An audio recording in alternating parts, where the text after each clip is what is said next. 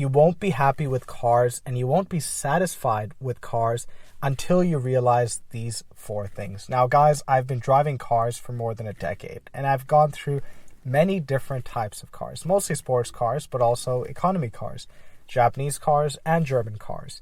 And I have found that there are some rules you want to follow if you want to have fun in this hobby. Let's get right into it. The number one thing I think that's really critical is that a lot of people are focused on the end.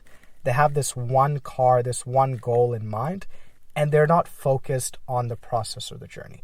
Now, you've heard about this in real life, right? Where people say that the true fun in life is to be had while you're on the journey, or it's about the process. It's not necessarily about the end goal. And that applies to cars as well. And where people become jaded, guys, is a lot of people have their dream car. It's that one final car that they want to settle with or be with. And they're fixated or hyper fixated towards that car. And it depends, right? It varies from person to person.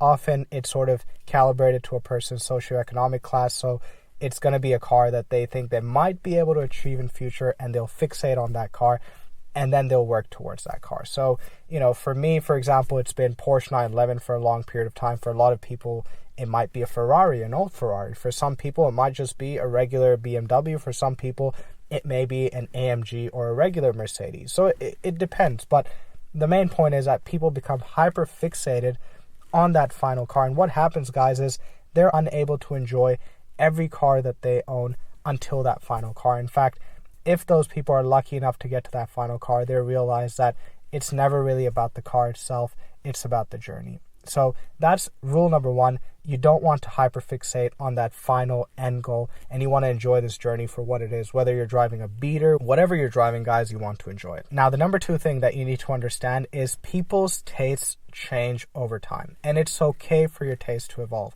Now, guys, I think I go through this myself as well personally, where I've always been a coupe guy, right? When I got my car, I got a Mazda MX-5, a ND Miata. This is many years back, and I always thought I was going to be a coupe guy. Even now, right, that is what appeals to me. That's what calls to me. But I've got kids now, and my tastes have changed. And frankly, my requirements have changed, where I now sort of drive hatchbacks in terms of my fun cars. And I look at, warm or hot sedans or even hot SUVs and think those are the type of cars I want to own. Even though coupes are what really speak to me, I'm often thinking about those cars.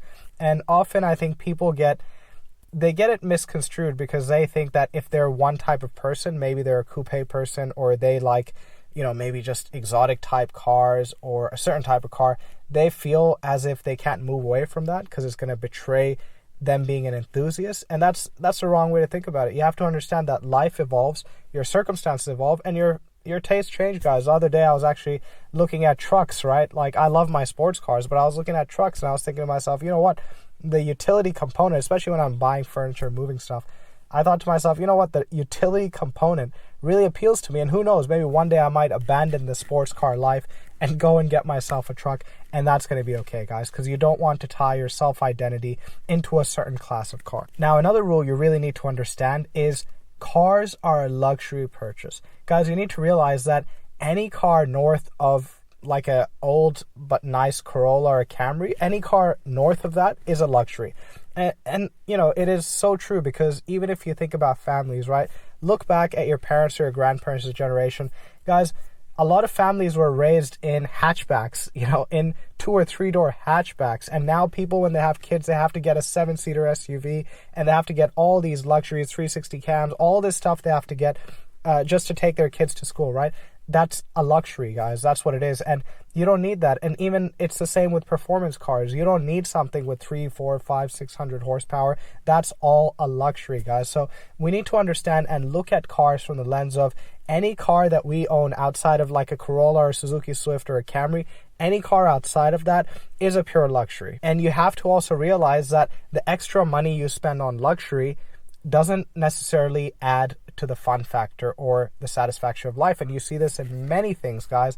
A lot of people, it becomes worse because a lot of people will spend this extra money on cars, watches, jewelry, whatever it is, and then they have a lot of investment into that. They get tied into it and they expect a lot out of it. Oh, I spent $10,000 on a watch. I need this watch to make me really happy, and it can't, guys. A watch can't make you happy. A car can't make you happy, right? It's about you. A lot of people, they don't realize that all of these goods we have, even my GR Yaris here, right, which no one would call this a luxury car, but I personally think it's a luxury car, right? This is a luxury.